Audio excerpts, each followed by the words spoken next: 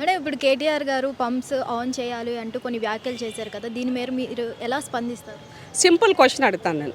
ఒక మనిషికి తన వెన్నుపూసలో ఉన్న ఒక వేముక ఇరిగితే దాని పక్కటే దానితో పాటు ఉన్నటువంటి వాటి డిస్టర్బ్ అవుతుందా, లేకపోతే తను స్ట్రైట్గా ఇట్లా ఉంటాడా? వెన్నుపూస ఇరగని ఇట్లా అయిపోతావు కదా.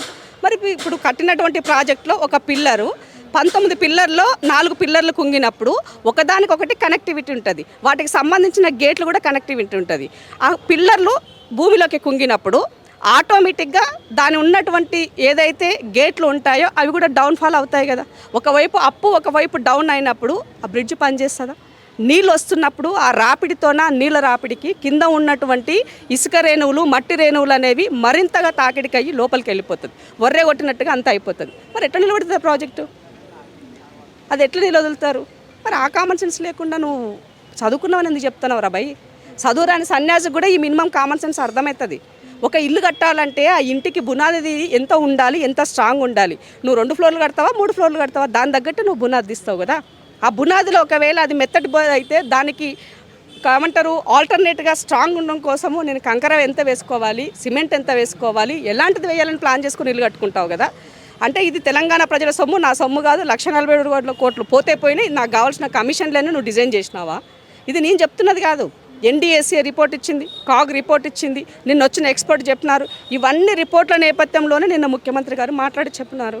ఇవన్నీ విషయాలు అసెంబ్లీకి వచ్చి చెప్పమని అడుగుతున్నాము మాజీ ముఖ్యమంత్రి గారిని. రండి అసెంబ్లీకి, వెల్కమ్. మీ యొక్క గౌరవానికి ఎక్కడ భంగం కలగకుండా మీకు అవకాశం ఇస్తాం మాట్లాడడానికి. మీరు మాట్లాడిన తర్వాతనే మేము మాట్లాడతామని చెప్తున్నారు.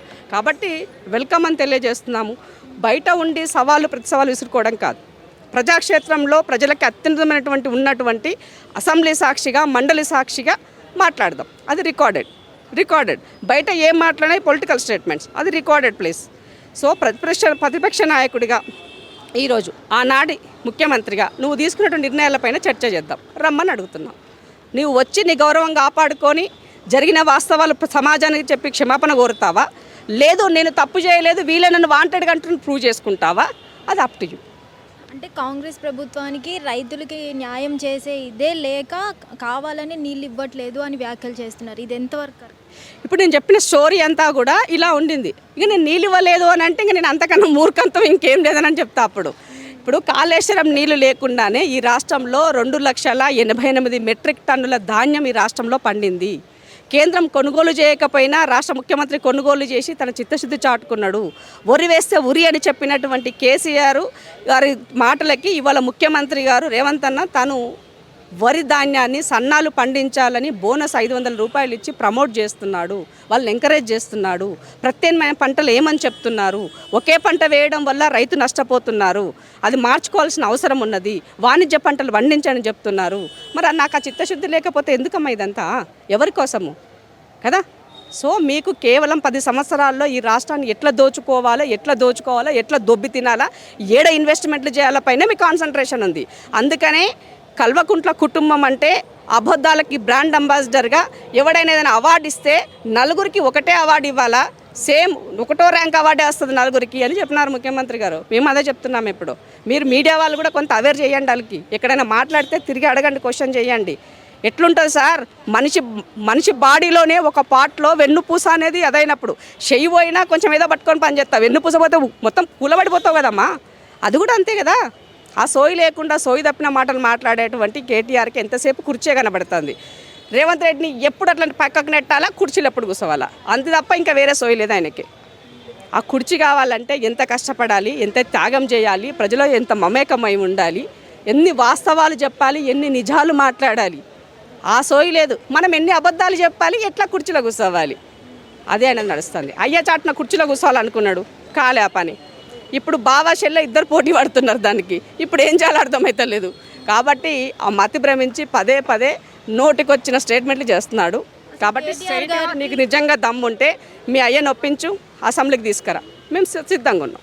కేటీఆర్ గారికి కుర్చీ ఎక్కే అర్హత ఉందంటారా లేదంటారా? అది ఆయన ఆలోచించుకోవాలి. తెలంగాణ సమాజం ఆలోచిస్తుంది ఆయనకు ఉందా లేదా అన్నది. నా వర్షన్ అన్నీ ఇన్ని చెప్పిన తర్వాత ఆయనకు అర్హత ఉందని నేను ఎట్లా అంటాను కదా. కాబట్టి ఆ కుర్చీ కావాలనుకున్నప్పుడు దాని తగ్గట్టు మైండ్ సెట్ చేయాలి, దాని తగ్గట్టుగా ప్రజలకి తను మమేకమై ఉండాలి. అధికారం ఉంటే ఫామ్ హౌస్లు ఉంటాం, అధికారం ఉంటే అప్పుడు ఉన్నటువంటి ప్రగతి భవన్లో ఉంటాం, అధికారం ఉంటే సూటు బూటేసుకొని తిరుగుతాం, విమానాల్లో తిరుగుతాం. అధికారం లేకపోతే ట్విట్టర్లో ఉంటాం, అధికారం లేకపోతే సోషల్ మీడియాలో ఉంటాం. ఇది వాళ్ళకు ఉన్నటువంటి టాలెంట్. మేడం, రీసెంట్లీ కవిత గారు అయితే అమరవీరులకు భూములు ఇవ్వాలి అంటూ రచ్చరేపుతున్నారు కదా, ఇది కరెక్టే అంటారా? ఇప్పుడు భూములు కావాలి అని మాట్లాడినప్పుడు కవిత గారిని స్ట్రైట్ క్వశ్చన్ చేస్తున్నాను. అమరుల కోసం, అమరుల కుటుంబాల కోసం, తెలంగాణ ఉద్యమకారుల కోసం మాకు చిత్తశుద్ధి ఉంది. ఒక కమిటీ వేసాం, ఒక చైర్మన్ ఇచ్చినాం, మెంబర్స్ని ఇచ్చినాం. తెలంగాణ ఉద్యమంలో పనిచేసినటువంటి వాళ్ళు ఇవాళ రోజు నిత్యంగా రకరకాల అంటే ఉద్యమంలో పనిచేసినటువంటి జేఏసీలుగా ఉండున్నటువంటి వాళ్ళందరినీ కలుస్తున్నారు, వాళ్ళందరి దగ్గర ఒపీనియన్స్ తీసుకుంటున్నారు, వాళ్ళందరినీ చేస్తున్నారు. మరి ఇది చేస్తున్నప్పుడు మీ కళ్ళకి కనిపిస్తలేదని అడుగుతున్నాము. నాకు చిత్తశుద్ధి ఉన్నది వాళ్ళకి ఇవ్వాలని. నేను అధికారంలోకి రాగానే రేవంత్ అన్న రాగానే రేవంత్ అన్న ఏం చేశారు? తెలంగాణ కోసం పనిచేసిన కవులు కళాకారులు ఎవరైతే ఉన్నారో 9 మందిని వాళ్ళు ఐడెంటిఫై చేసి వాళ్ళకి గొప్పగా ఉన్నటువంటి ఉన్నతమైనటువంటి స్థానంలో వాళ్ళకు 1 కోటి రూపాయలు, వాళ్ళకు ఇల్లు, వాళ్ళకు జాగా, తను తోచిన సహాయాన్ని వాళ్ళకి, ఆ గౌరవాన్ని వాళ్ళకి ఇచ్చారు. అమరుల కుటుంబాలను ఐడెంటిఫై చేసి వాళ్ళకి ఏం చేయాలో చేయమని చెప్పినారు. తెలంగాణ ఉద్యమంలో నువ్వు 1200 అమరులను నువ్వు చెప్పినావు, ఇవాళ 420కే కుదిస్తే మరి ఏం సంకనాకినావు ఆ రోజు మీ అయ్య పక్క నుండి? ఆ రోజు చెప్పొద్దా మీ అయ్యకి ఈ సంఖ్య తప్పు బాపు, ఇది కాదని ఆ రోజు ఎందుకు చెప్పలేను? అంటే ఇలా నువ్వు పార్టీ పెట్టగానే రాజకీయ కోణంలో నీకు ఇలా అవసరమైంది కాబట్టి రేవంత్ రెడ్డి గారు దుమ్మెత్తిపోస్తున్నావా? ఆ రోజు ఇదే ఉద్యమకారుల పైన, అదే తెలంగాణ కోసం ప్రశ్నించే గొంతుకును లాఠీ చార్జ్ చేసినాడు, ఏడబండుకున్నావు? ఎందుకు మాట్లాడాలి ఆ రోజు నువ్వు? ఆ రోజు అదే పార్టీలో ఉన్నావు కదా. You are a representative in government, as a MLC, as a MP కదా. మరి ఇవాళ ఎందుకుమా ఇవాళ పార్టీ అన్నో పెట్టినావు, ఆ పార్టీ ఉంటుందో ఉండదో తెలుస్తలేదు. నిన్ననే ఏదో కోర్టు ఇచ్చినట్టుంది కదా, నువ్వు ఏ పార్టీ నుంచి ప్రశ్నిస్తున్నావో ఆలోచించుకో. పని చేయాలా, మహిళలు ఎదగాల కాదనం, కానీ ఏ రకమైనటువంటి వాళ్ళు ఆ పొజిషన్లో ఉండి అడుగుతున్నారో కూడా తెలంగాణ సమాజం ఆలోచిస్తుంది కదా. ఆ రోజు అన్నీ నేను చేసా, నా చేతిలో ఏం లేదు, అంతా మా బాపే చేసిండని మాట్లాడినావు. అన్న నుంచి బయటకు రాగానే నీ అవకాశం కోసం ఇవాళ రేవంత్ రెడ్డి గారి పైన విమర్శలు చేస్తున్నావు. ఎందుకమ్మా? కాబట్టి మాకు ఆ చిత్తశుద్ధి ఉంది.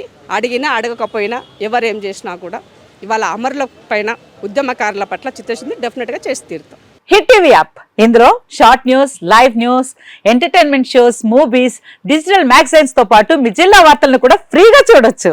ఇంకెందుకు ఆలస్యం, వెంటనే హిట్ టీవీ యాప్ ని డౌన్లోడ్ చేసుకుని ఫ్రీగా ఎంటర్టైన్మెంట్ పొందండి. Hit TV app. Hit TV app. Please download hit TV app. Hit TV app ని ఫ్రీగా డౌన్లోడ్ చేసుకుని ఎంజాయ్ చేయండి. మీకు నచ్చిన ఎంటర్టైన్మెంట్ కోసం హిట్ టీవీ యాప్ ని ఫ్రీగా డౌన్లోడ్ చేసుకుని ఎంజాయ్ చేయండి. హిట్ టీవీ యాప్ ని డౌన్లోడ్ చేసుకుని ఆస్వాదించండి, ఆశీర్వదించండి. ఇంతమంది సెలబ్రిటీలు హిట్ టీవీ యాప్ ని డౌన్లోడ్ చేసుకోండి అని చెప్తున్నారంటే ఎంత మంచి యాప్ ఆలోచించండి.